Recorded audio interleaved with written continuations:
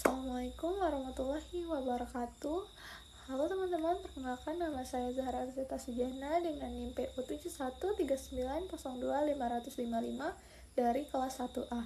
Jadi pada video kali ini saya akan membahas tentang uji statistik yang sering digunakan dalam penelitian, khususnya di bidang farmasi, yaitu uji T berpasangan atau yang dikenal dengan Paired Sample T-Test. Jadi apa itu Paired Sample T-Test? Paired Sample T-Test adalah uji statistik parametrik yang digunakan untuk membandingkan rata-rata dua set data yang saling berpasangan atau berhubungan.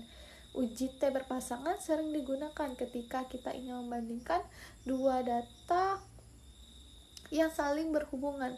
Maksudnya adalah data tersebut berasal dari subjek yang sama tetapi diukur dalam dua kondisi yang berbeda. Misalnya sebelum dan sesudah diberikan perlakuan atau terapi obat. Sebagai contoh, di dalam bidang farmasi, kita ingin mengetahui apakah suatu obat antidiabetes ini efektif menurunkan kadar gula darah pasien. Maka kita ukur kadar gula darah pasien sebelum dan sesudah minum obat. Kemudian kita ukur kembali setelah pasien mengonsumsi obat tersebut. Karena data berasal dari pasien yang sama, maka kita menggunakan uji T berpasangan.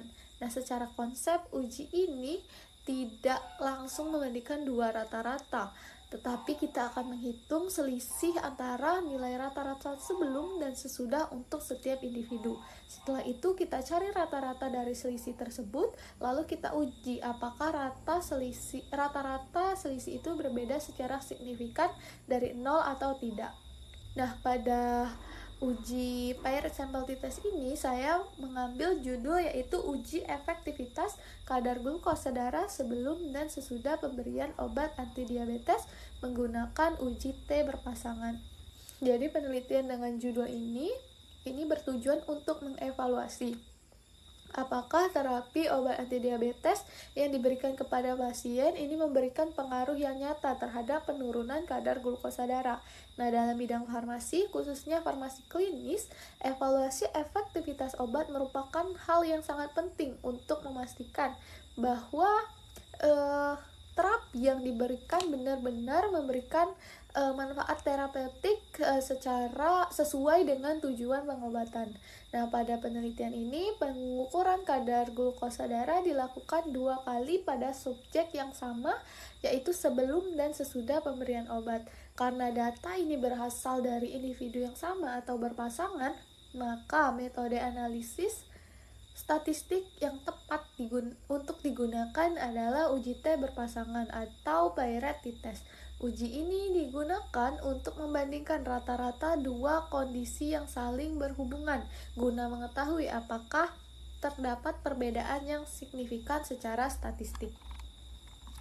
Dengan menggunakan metode pendekatan ini, hasil analisis diharapkan dapat menunjukkan apakah terjadi penurunan kadar glukosa darah yang signifikan setelah pemberian obat. Jika terdapat perbedaan yang signifikan, maka dapat disimpulkan bahwa obat antidiabetes tersebut efektif dalam menurunkan kadar glukosa darah pasien. Nah, sebaliknya, jika tidak terdapat perbedaan yang signifikan, maka efektivitas obat perlu ditinjau kembali. Penelitian ini juga memberikan gambaran penerapan uji statistik dalam bidang farmasi sebagai dasar pengambilan keputusan berbasis data atau evidence based. Adapun hipotesis yang saya miliki yaitu H0 tidak terdapat perbedaan kadar gula darah sebelum dan sesudah pemberian obat, dan H1 atau HA terdapat perbedaan kadar gula darah sebelum dan sesudah pemberian obat. Dengan pengambilan keputusan yaitu jika signifikan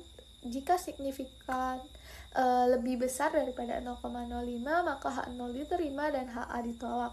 Nah, tapi jika signifikan lebih kecil atau sama dengan 0,05 maka H0 ditolak dan HA diterima. Jadi di sini kita memiliki 10 sampel data dari 10 pasien dengan data yang diambil yaitu sebelum pemberian obat dan sesudah pemberian obat. Baik, kita langsung saja masuk ke dalam tutorialnya. Pertama-tama tutorialnya kita salin 10 data yang kita punya.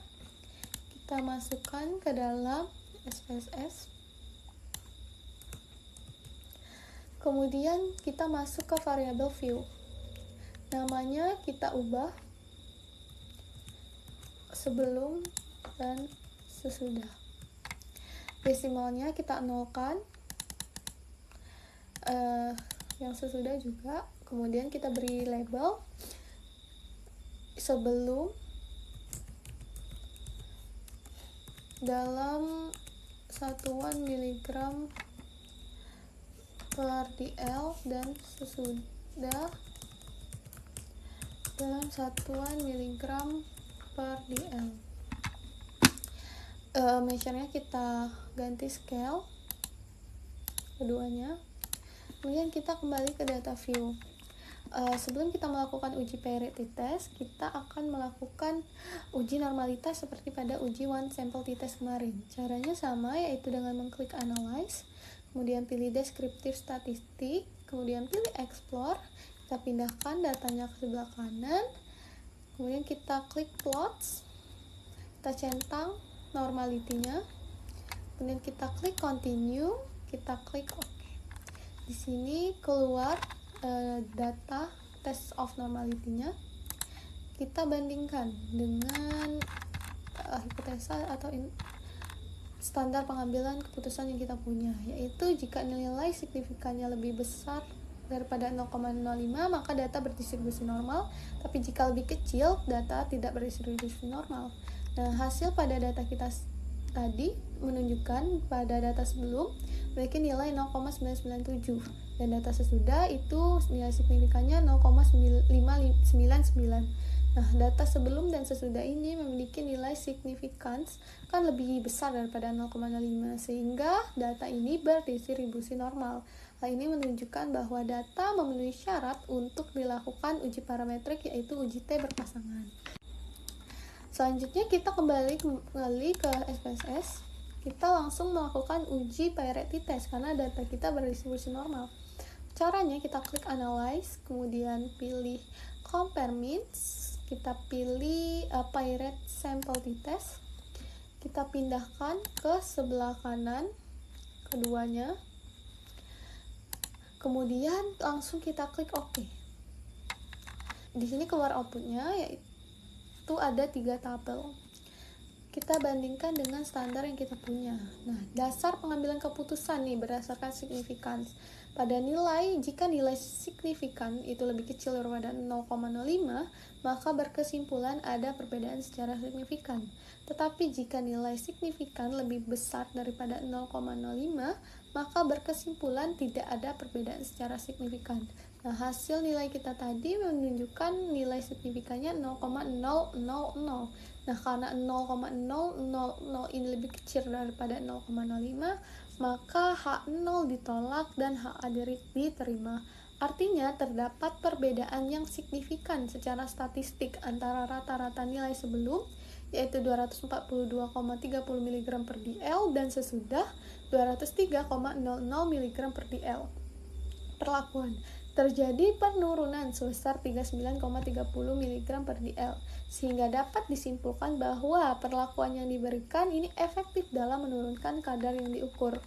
Sehingga kita mendapatkan kesimpulan berdasarkan analisis terdapat 10 sampel berpasangan, dapat disimpulkan bahwa dalam pemenuhan asumsi normalitas, data sebelum dan sesudah ini memiliki nilai signifikan sebesar 0,997 dan 0,599. Karena kedua nilai tersebut lebih besar daripada 0,05, maka data dinyatakan berdistribusi normal dan memenuhi syarat untuk dilakukan uji priority test. Nah, pada hasil pengujiannya, hasil uji kan menunjukkan nilai signifikannya sebesar 0,000. Karena nilai signifikan tersebut lebih kecil daripada 0,05, maka H0 ditolak. Makna hasilnya terdapat perbedaan